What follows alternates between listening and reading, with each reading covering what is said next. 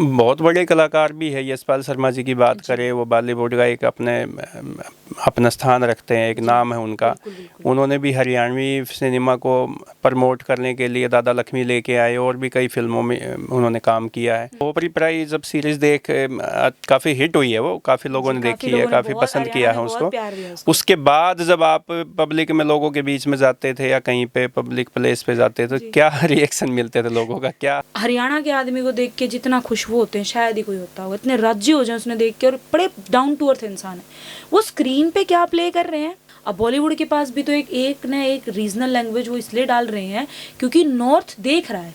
North सारी series को उठाने वाला, हिट करने वाला, चाहे वो बिग बॉस हो, चाहे पाताल लोग। अब द हरियाणा टॉक्स में आज हमारे साथ है अंजवी सिंह हुड्डा। अंजवी सिंह हुड्डा गाँव किलोई से निकल के पाताल लोक 2 तक पहुंच गई है, और इनका हरियाणवी संस्कृति में, कल्चर में, सिनेमा में एक आज जाना पहचाना सा नाम है। तो आज हम इसी टॉपिक पे हरियाणवी सिनेमा को लेके, और पाताल लोक में कैसे पहुंची, गांव की लड़की के लिए किस तरीके की दिक्कतें, संघर्ष करना पड़ता है, इन सब मुद्दों पे हम आज बात करेंगे अंजवी सिंह हुड्डा से। Thank you so much. Haryana talk के सभी दर्शकों को मेरा नमस्ते, राम राम। Thank you so much sir जी, मुझे बुलाने। अंजवी, जैसे आप किलोई गांव से संबंध रखती है, तो ये अभिनय करने का, कलाकार बनने का, थिएटर में जाने का, ये आपको कब ऐसा लगा कि मैं इसके लिए जाऊंगी या मैं इसमें अपना फ्यूचर बनाऊंगी? ये मुझे एक बचपन की बात याद है। मेरी बुआ के पास ट्यूशन पढ़ते थे हम, और स्मिता पाटिल का एक इंटरव्यू छपा था कि अभिनय में मैं जीना चाहती हूँ, कुछ ऐसे करके। और मुझे बड़ी इंटरेस्टिंग लगती थी ये कि ये कैसे कैसे कोई एक्टर बन गया, ये हो गया। तो एक दिन बुआ ने ट्यूशन पे पूछ लिया कि भाई क्या बनोगे तुम। मेरे को 3 दिन लगे थे उनके सामने कन्फेस करने में कि मैं ना, मतलब कोई कह रहा मैं डॉक्टर बनूंगा, मैं पुलिस में जाऊंगा, मैं ये करूँगा। छोटे छोटे बच्चे थे हम, 6th क्लास में थे। मैंने 3 दिन बाद अपनी बुआ को बताया डरते डरते। मैंने कहा बुआ मैं ना एक्टर बनूंगी। और मेरे कान गर्म हो गए थे उनको बताने में, क्योंकि आसपास तो किसी को बनते हुए देखा नहीं, सोचा भी नहीं कभी। सोचा भी नहीं। एक ख्याल था कि मैं ना, मतलब मेरे को वो इंटरेस्टिंग लगी थी वो चीज़, उनकी बातें। खेल और राजनीति की बातें तो सुनी है। हाँ, खेल की सुनी है सर। पुलिस किलोई में तो राजनीति, खेल, इस तरीके, सेना में जाने का क्रेज, सिपाही पुलिस बनने का, ये सब चीज़ें तो सुना होगा। हाँ, तो कोई एक्टर बन गया तो कदे आपने, मतलब मेरे अलावा तो और कोई है भी नहीं गाँव से, अभी भी नहीं है कोई इस फील्ड में। जी जी। तो थोड़ा औखा लग रहा था मेरे को कि सोचना ही बड़ा, मतलब अजीब है। सोच के खुद को भी अजीब लग रहा था कि तू क्यों सोचने लग रही है बात। लेकिन वो एक थॉट वहाँ से आया, और फिर मैं भूल गई उस थॉट को। फिर मैं कॉलेज में आ गई। कॉलेज में आने के बाद मैं लिखती हूँ बचपन से ही ना, कविताएं, अपने विचार, थॉट। ये मैंने 4th क्लास में एक वो पढ़ी थी, एने फ्रैंक की डायरी का एक चैप्टर आता है पूरा, द डायरी ऑफ एने फ्रैंक। तो वहाँ से मैंने ये इंस्पिरेशन ली कि मैं भी लिखूंगी। तो पहला जो कविता लिखी या कुछ लिखा, वो क्या लिखा था आपने? सर मैंने ना मेरी मम्मी के लिए कुछ लिखा था। अच्छा। हाँ, मेरी मम्मी, मुझे वो पूरा याद नहीं है अभी, लेकिन मैंने मम्मी को पहली बार सुना, और मैंने पहली कविता 13 पेज की लिखी थी। अच्छा। पूरा ग्रंथ लिखा था 13 पेज का। 13 पेज का वो डायरी आज भी है मेरे पास। और मुझे याद है मेरी मम्मी ना हीटर के पास बैठ के रोटियां बना रही थी, और मेरी मम्मी ने रोटी राटी छोड़ के मुझे तो इतनी इमोशनल हो गई, रोने लगी। मेरी मम्मी के ना भाई नहीं है, तो मैंने ना उस थॉट पे वो। अच्छा, मामा नहीं है आपके? मामा नहीं है मेरा भात भी मेरी मौसियों ने बना था, 5 मौसियों ने मिलकर बनाया था। तो वो सुन के मम्मी बड़ी रोई थी। तो वो पहला मैंने 13 पेज का ग्रंथ लिखा था। अपनी माइंड में तो मैंने कविता लिखी थी, लेकिन मुझे नहीं मेरा था छोटी लिखनी हो कविता। तो आपने तो पढ़ाई तो मेडिकल स्कूल लाइन में, तो स्कूल टाइम में तो आपने मेडिकल की पढ़ाई क्या रखी है, उसके बाद फिर ये कैसे, तो कोई डॉक्टर बनना नहीं चाहते थे क्या? नहीं सर, बनना चाह रही थी, हालात बनाना नहीं चाह रहे थे डॉक्टर। मैं मतलब ये था कि MBBS में तो मेरा नहीं हुआ था, और मेरे को VS मिल रहा था, Lala Lajpat Rai university of veterinary science. वहाँ मेरे मतलब था कि एडमिशन होते होते रह गया। मेरे फादर सेम टाइम पे पैरालाइज हो गए थे वो। तो बाई चांस घर की रिस्पॉन्सिबिलिटी आ गई मेरे ऊपर। परिवार में बड़े हैं आप? हाँ, मैं सबसे बड़ी हूँ, दोनों छोटे भाई हैं। फिर मुझे लगा कि नहीं, ये बड़ा मुश्किल हो जाएगा सस्टेन करना अपने लिए। तो मैंने उसको सीरियसली नहीं लिया। मैंने जाट कॉलेज में एडमिशन ले लिया। फिर जाट कॉलेज ने और जाट कॉलेज के टीचर्स ने मुझे बड़ा सीरियसली लिया, और मैं आज जहाँ बैठी हूँ, जाट कॉलेज का बहुत बड़ा रोल है। मेरे को पहला ब्रेक जाट कॉलेज के मंच ने दिया था, यूथ फेस्टिवल में। ओके। मैं बड़ा गर्व के साथ कह सकती हूँ कि भाई मैं यूथ फेस्टिवल का प्रोडक्ट हूँ, और इतने बच्चे निकलते हैं यूथ फेस्टिवल से। और तो क्या जिस दिन आप यूथ फेस्टिवल के पहले मंच पे आए, तो मंच पे कैसा लग रहा था, उस पे मंच पे आने से पहले और उसके बाद?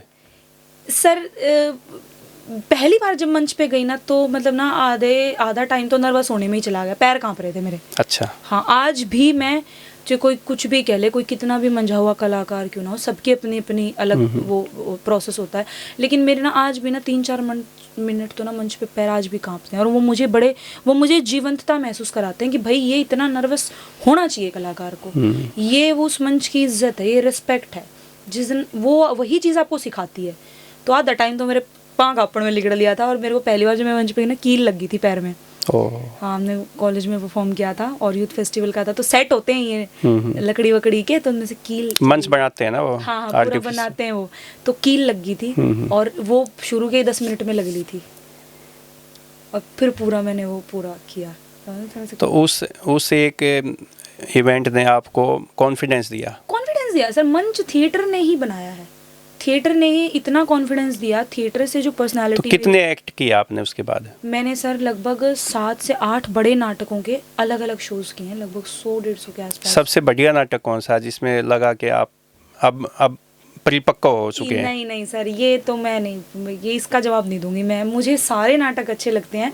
सबसे मुश्किल पूछ सकते हैं आप कौन सा है? अच्छा, सबसे मुश्किल कौन सा, ये बता दो। सूर्य की अंतिम किरण से पहली किरण तक एक महारानी की कहानी है, शीलवती की, वो मुझे बड़ा मुश्किल लगता है, और एक मुझे खामोश अदालत जारी है, और इन्हीं 2 नाटकों से मैंने सबसे ज़्यादा सीखा भी है।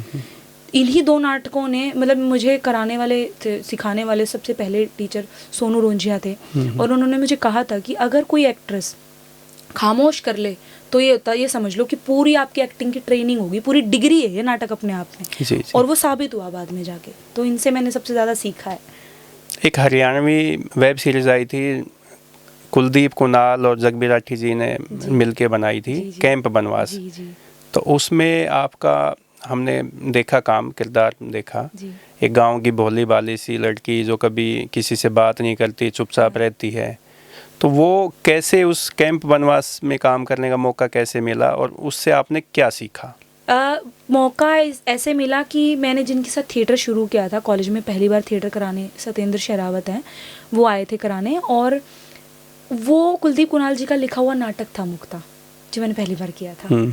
तो उनसे उस दौरान बातचीत शुरू हुई थी, वो वर्कशॉप लेने भी आते थे हमारी, और कुलदीप कुणाल एक ऐसा नाम है हरियाणा का जिनसे आप हर तरीके की चीज़ सीख सकते हो। राइटिंग में बिस्मिल्लाह खां अवार्ड उनको मिला हुआ है, बहुत ही कमाल के मंझे हुए कलाकार हैं, और अभी उन्होंने फिल्म भी डायरेक्ट करी है मोमा को जतिन सरना के साथ। उनसे वो बातचीत शुरू हुई, धीरे धीरे उनके साथ हमने मतलब सीखना शुरू किया, तो उन्होंने प्लान बनाया कि चलो कुछ साथ मिल के करते हैं। तो उनके अलग अलग कॉलेजेस में यूथ फेस्टिवल के नाटक दादा लिखते रहते हैं, चंडीगढ़ यूनिवर्सिटी के लिए लिखते हैं, और अलग कॉलेजेस के लिए लिखते हैं, और नेशनल में हमेशा उनका लिखा हुआ नाटक ही फर्स्ट आता है।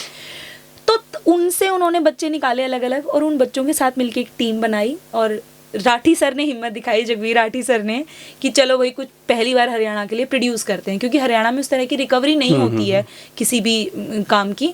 तो उन्होंने वो किया, और वो अच्छा बना, लोगों ने बड़ा प्यार दिया। तो वो जो कैंप बनवास ने तो खूब पैसा भी अपना जो खर्च वर्च निकाल दिया होगा, या नहीं? शायद कैंप बनवास, ये तो राठी सर से पूछना पड़ेगा।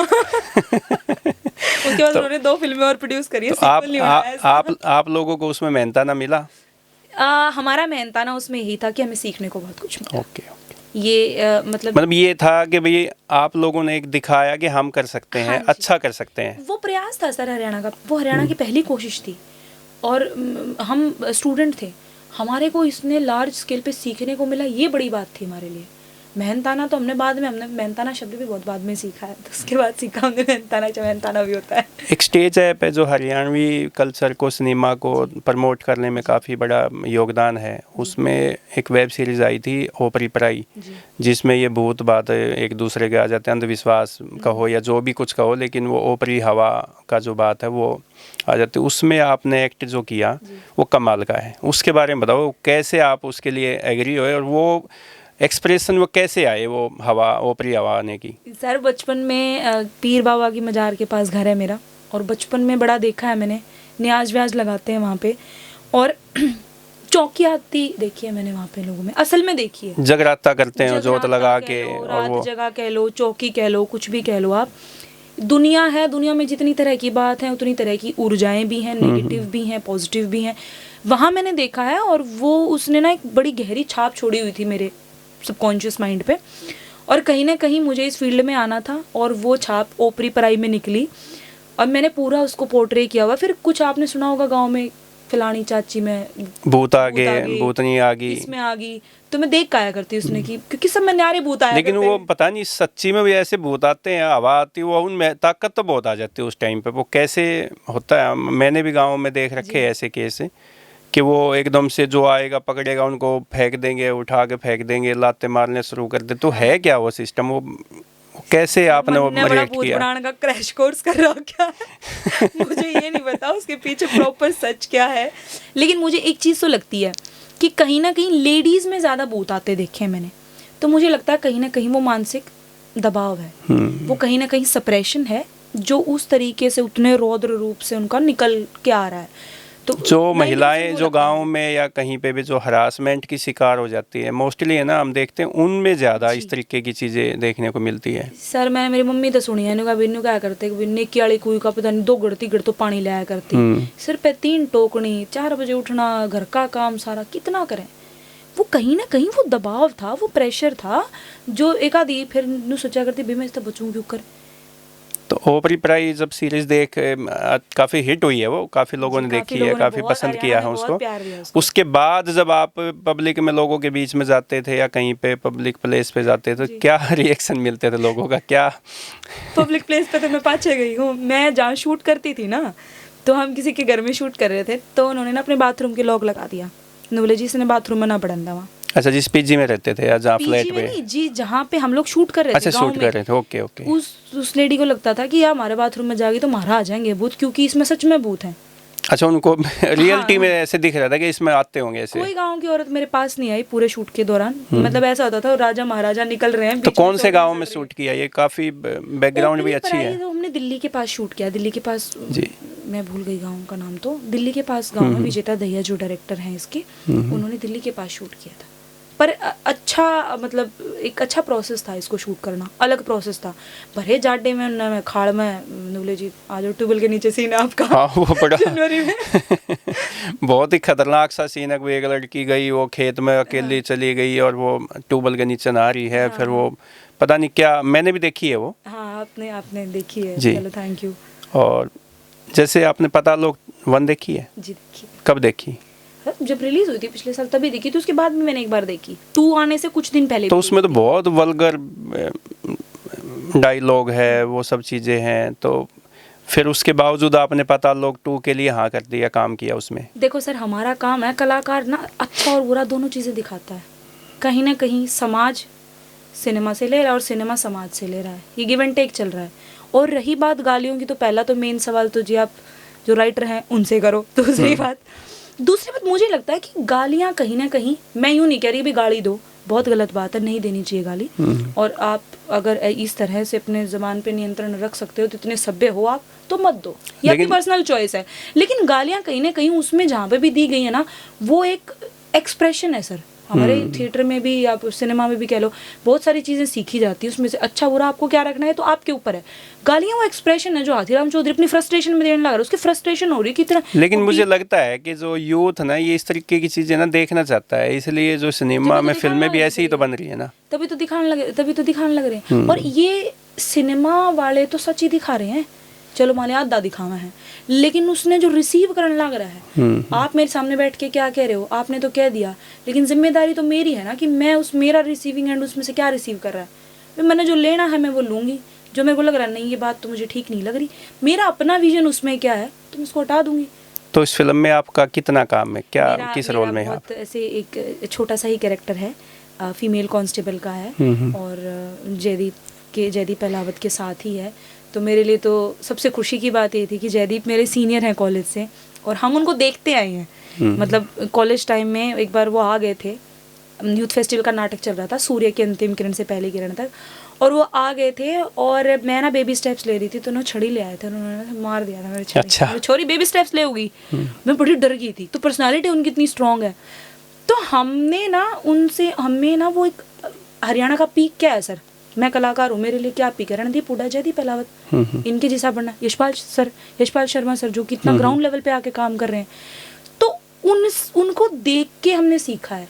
उनके साथ एक स्क्रीन पे खड़ा होना मेरे लिए बहुत बड़ी बात थी।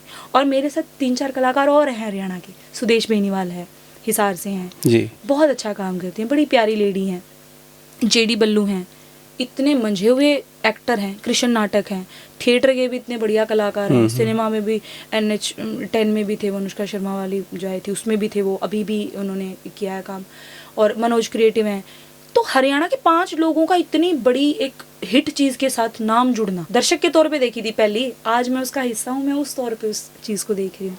अच्छा, तो वो जैसे बड़ी बात थी। जयदीप से हम भी मिलते हैं यूनिवर्सिटी में, जब भी रोहतक आते हैं यूनिवर्सिटी में अपने पुराने साथियों के साथ बैठते हैं, हम भी कई बार मिलते हैं, गप्पे सप्पे हमने भी हम वो जैसे यहाँ दिखते हैं तो ऐसे लिखते हैं कि साधारण से एक बिल्कुल बढ़िया एक गांव से निकला हुआ साधारण, जो हमारे में से एक लड़का जो है वो जयदीप अहलावत है। क्या वो स्टेज उस पे मंच पे भी या शूट पे भी जब काम करते हैं वहाँ पे भी वैसा ही दिखते हैं क्या, और उनका कुछ अलग? नहीं नहीं नहीं नहीं नहीं नहीं, उनकी ना, उस इंसान की सबसे खास बात यही है, वो मिट्टी से जुड़े हुए इंसान है और भाईचारे वाले इंसान। हरियाणा के आदमी को देख के जितना खुश वो होते हैं शायद ही कोई होता होगा, इतने राजी हो जाए उसने देख के, और बड़े डाउन टू अर्थ इंसान है। वो स्क्रीन पे क्या प्ले कर रहे हैं वो तो जयदीप अहलावत है ही नहीं, वो तो हाथीराम चौधरी हैं स्क्रीन पे तो। लेकिन वो कैमरा बंद होते ही जो उनका उनमें ना एक प्यार और अपनापन है अपने लोगों के लिए। वो ऐसे हैं कि कितने भी लोग आ जाए, चलो चाय कॉफ़ी। कॉलेज में इवन हमारे पास जब आते थे तो सोम के समोसे और गुलाब जामुन ले बिना कभी नहीं आए जयदीप सर कॉलेज। पाताल लोक के अलावा भी उन्होंने बॉलीवुड में बहुत अच्छी फिल्में की है, बहुत उनकी पहचान तो कई ऐसी फिल्में हैं। वो वासेपुर है, कौन सी है, 3 of Us भी अभी बड़ी अच्छी फिल्म अभी है, अभी आई थी करीना कपूर के साथ, वो जी, जाने जहाँ। तो फिल्में तो उन्होंने काफ़ी की है। पाताल लोक तो चलो एक नया जो कंसेप्ट लेके आए, वो एक वेब सीरीज़ का, वो तो पाताल लोक को ही जाता है, जयदीप अहलावत को ही जाता है, क्योंकि कोविड के दौरान जो ये पाताल लोक आई उसके बाद तो बहुत सारी वेब सीरीज बनी है। जी नहीं, अपने शायद पिछले कुछ समय की सबसे हिट सीरीज में से एक पाताल लोक जी। और बहुत ह्यूज और मास लेवल पे, मतलब 1 को भी देखा गया था और मेरे हिसाब से 2 को भी लोग उतने ही पैशन के साथ मतलब बिंज वॉच में देख रहे हैं। एक तो होता है कि एक एपिसोड आज देख ले, कल देख ले, नहीं, वो पूरा 7-8 घंटे दे रहे हैं उसको कि भाई एक ही बार में ख़त्म करना है, फिनिश करना है स्टोरी को। अच्छा, एक बात बताओ, जैसे पंजाब का अपना सिनेमा है, कितना देखो विदेशों तक उसकी पहचान है, साउथ का देखिए, हरियाणा सिनेमा जो है वो क्यों नहीं उसको दर्शक पसंद कर नहीं पा रहे, या उसको प्रमोट क्यों नहीं किया जा रहा? सरकार के एंड से कोई दिक्कत है, या यहाँ के दर्शक जो है वो पसंद नहीं कर रहे, क्या बात है वो क्यों नहीं? सर इसमें ना कोई एक फैक्टर नहीं है, मल्टीपल फैक्टर्स हैं इस चीज़ में। पंजाब कब से अपने सिनेमा को समय दे रहा है, कितने साल हो गए उसको। हमने अपने सिनेमा को अभी समय देना शुरू किया। एक चंद्रावल आ गई, लाडो आ गई, पनघट, लेकिन चंद्रावल को तो जो आज की जो जनरेशन वो पता ही नहीं कि कब आई थी, कैसे आई थी। हमारी दुर्गति ही हमारा, बस हम यहीं पे लैग करते हैं। एक फिल्म बनाते हैं फिर 2 दशक तक गायब हो जाते हैं। तो सर वो देखो बेकर्स, एक तो हमारे पास ना फाइनेंसर उस तरह से नहीं, पैसा जहाँ लगेगा जितना गुड़ उतना मीठा। लेकिन अब हरियाणा को बॉलीवुड में लैंग्वेज को तो पसंद किया जा रहा है, क्योंकि हरियाणा का जो कल्चर है ना सर, हरियाणा के प्लेटर पे इतनी कहानी है, अनछुई कहानियां हैं। अब पंजाब से सैचुरेशन आ गई कि पंजाब भी बहुत दिखा ली बॉलीवुड ने भी। अब बॉलीवुड के पास भी तो एक न एक रीजनल लैंग्वेज वो इसलिए डाल रहे हैं क्योंकि नॉर्थ देख रहा है। नॉर्थ सारी सीरीज को उठाने वाला, हिट करने वाला, चाहे वो बिग बॉस हो, चाहे पाताल लोग। अब तो बहुत बड़े कलाकार भी है, यशपाल शर्मा जी की बात करें, वो बॉलीवुड का एक अपना स्थान रखते हैं, एक नाम है उनका। उन्होंने भी हरियाणवी सिनेमा को प्रमोट करने के लिए दादा लक्ष्मी लेके आए, और भी कई फिल्मों में उन्होंने काम किया है। लेकिन उसके बावजूद भी वो बात है नहीं कि जो होनी चाहिए। सर समय लगेगा, एकदम से चीज़ें नहीं होती। अभी देखो जितना दर्शक को यशपाल सर खींच के लाए हैं ना, उतना शायद ही किसी फिल्म पिछले जितने समय में, चंद्रावल के बाद कितने बीच में और भी बहुत फिल्में आई हैं, 40-50 फिल्में रिलीज़ हुई हैं, अगर आप देखो छोटी मोटी मिला के, कोई फिल्म दर्शकों को थिएटर तक नहीं ला पाई। दादा लक्ष्मी लेके आई है थिएटर तक, ये बड़ी शुरुआत थी, ये पहली सीढ़ी थी। और जो काम यशपाल सर कर रहे हैं ना, वो सिर्फ दर्शकों को थिएटर तक नहीं लेके आ रहे, वो हरियाणा के जितने कलाकार लोग भी है ना, उनके लिए भी वो बड्डे शान वाला काम कर रहे हैं। उनने भी एक छत के नीचे इकट्ठा करने की कोशिश कर रहे हैं। आप मेरी चीज़ ने अप्रिशिएट करोगे, मैं आपकी चीज़ ने अप्रिशिएट करूँगी, ये तो है ही है। लेकिन हम अच्छे सिनेमा को, जब कलाकार लॉबी एक दूसरे के काम को अप्रिशिएट करेगी, दर्शकों को आदत पड़ेगी सिनेमा को देखने की।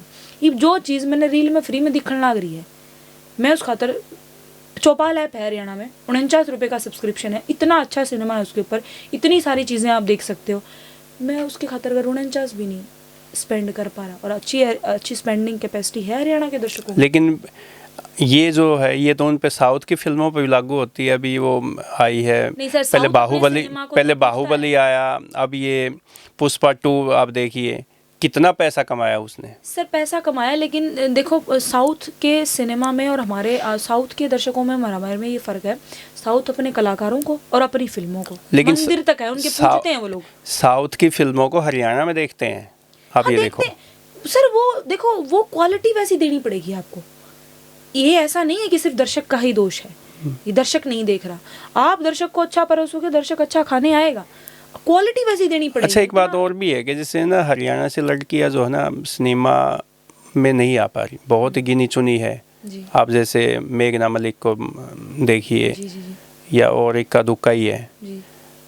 तो क्या दिक्कत है, क्यों नहीं आ पा रही? हरियाणा का जो समाज है वो उनका डर है, या भाई यहाँ टैलेंट नहीं है, क्या नहीं है? नहीं सर, अब तो देखो सिचुएशन काफ़ी बदल गई है। ये समाज का बदलाव, वो डर तो शायद मैंने आज से 9 साल पहले काम शुरू किया था, तब तो शायद ये इक्वेशन मेरे को लगता है लागू हो भी। अब ये इंस्टाग्राम ही सब क्या था हमारा, जिसने जो रील बनानी है बनावे हैं, कोई वैसा चीज़ नहीं है। तो अब तो आ रही हैं लड़कियां, राखी लोचो बड़ा अच्छा काम करते हैं, निशा शर्मा बहुत बढ़िया काम कर रही हैं, लेकिन वो हरियाणा तक ही उनकी पहचान है ना। मल्लिका सहरावत नहीं बन पा रही ना कोई, उसके बाद दूसरी। शायद कोई बनना नहीं चाह रहा हो सर, उस तरह से नहीं बनना चाह रहा हो, या फिर शायद उस तरह से अब हरियाणा के लोगों को उस तरीके से नहीं रिसीव कर पा रहे हो। अब एक 3 तबके आगे लड़कियों के भी काम करने के। एक तो वो है जिनने क्वालिटी काम करना, कि मैंने तो ना एक ये मेरी लाइन है, मैंने इतना ही करना है, मैं इतने में ही काम करूंगी, मुझे इस तरह का ही काम करना है, ये मेरा टेस्ट ऑफ वर्क है, मेरे को ये करना है। दूसरा है कि मैं आने दे मन तो करना है। तीसरे वहाँ कुछ भी हो मन तो फ्री में भी करना है। तो अब जब वो तय होने लग गया ना, वो एक कन्फाइंड लाइन खींचने लग गई चीज़ों की, तो इसलिए शायद मल्लिका शेरावत नहीं किसी को बनना हो, किसी को निशा शर्मा ही बनना हो, तो किसी को राखी लोचन भी बनना हो, तो किसी को अंजलि हुड्डा ही बनना हो। चलो मैं, हाँ, किसी को अंजलि हुड्डा ही बनना हो तो मेरे लिए भी बड़ी बात होगी, अगर किसी का ये थॉट हो तो वो सबके अपने अपने पैरामीटर्स हो गए हैं। और सर आप ये देखो, आज के टाइम में बॉलीवुड को स्ट्रगल करना पड़ रहा है अपनी स्टोरियाँ चलाने के लिए। हम तो अपना बात कर रहे हैं। एक लास्ट क्वेश्चन सवाल है कि अब हरियाणवी सिनेमा को लेकर आपको क्या होप दिखती है? मुझे बड़ी उम्मीद दिखती है हरियाणवी सिनेमा को लेके। बड़े नए डायरेक्टर्स और राइटर्स हैं जिन्हें हंगा ला रखा है कि भाई हमने अच्छा सिनेमा बनाना है, अच्छा सब्जेक्ट लेके आना है, और स्टेज ऐप हो या फिर चौपाल हो या फिर सुपवा हो, यशपाल सर हो, लोग आतुर हैं कि भाई सिनेमा को आगे लेके जाना है। और मुझे अगले 5 साल में हरियाणा का सिनेमा का फ्यूचर बड़ा ब्राइट दिखता है। उसमें अपना हरियाणा फिल्म पॉलिसी को भी लोग लेके आ रहे हैं, गवर्नमेंट ने लागू कर दी, तो कई सारे फैक्टर हैं वो काम करेंगे। हम सबने मिलकर काम करना पड़ेगा जब सिनेमा आगे चलेगा, जब इस गाड़ी का धक्का लगेगा। कोई एक आदमी कभी नहीं धक्का लेके जा सकता। तो आप हमें दर्शकों से क्या संदेश देना चाहते हो? मैं सबसे पहले तो ये कहूँगी कि हरियाणा टॉक के जितने भी दर्शक ये एपिसोड देख रहे हैं, सबसे पहले तो आप इस चैनल को लाइक कीजिए, शेयर कीजिए, बेल आइकन को दबाइए, क्योंकि ओपी वशिष्ठ सर और सत्सिंह धनखड़ सर बहुत अच्छे लोग हैं, और उन लोगों में से हैं जो वाकई ना उन लोगों की कहानियाँ आपके पास लेके आना चाह रहे हैं, जिनकी कहानियों के बारे में पता होना चाहिए हरियाणा को। वो उन लोगों के लिए भी एक पीठ पर थपकी वाली बात है, और आप लोगों को भी अच्छे लोगों के बारे में जानने को मिलेगा। और दूसरा, मेरी एक हाथ जोड़ के ये रिक्वेस्ट है, कलाकार बड़ा आंगा लावा है फिल्म बनाने में, गाना बनाने में। आप अपनी कला ने, अपने जो राजस्थान ने अपना फोक आर्ट संजो कर रखा है ना, जो हमारी भी जिम्मेदारी बने है कि हम अपने कलाकारों ने प्यार दें, सपोर्ट दें। तो आप स्टेज ऐप है, चौपाल ऐप है, आप उनके ऊपर जाके रागनियाँ, किस्से, कहानियाँ, नई नई फिल्में देख सकते हैं। 100 रुपये की कॉफ़ी की तो बैठ कर पी लें हम, एक 50 रुपये का सब्सक्रिप्शन चौपाल ऐप का भी ले सकते हैं। तो बस यही है कि आपको भी देखना चाहें अपना सिनेमा तो वहाँ जाके देखिए। तो अंजलि, आपने हमारे को टाइम दिया, आपका बहुत बहुत धन्यवाद। Thank you so much sir.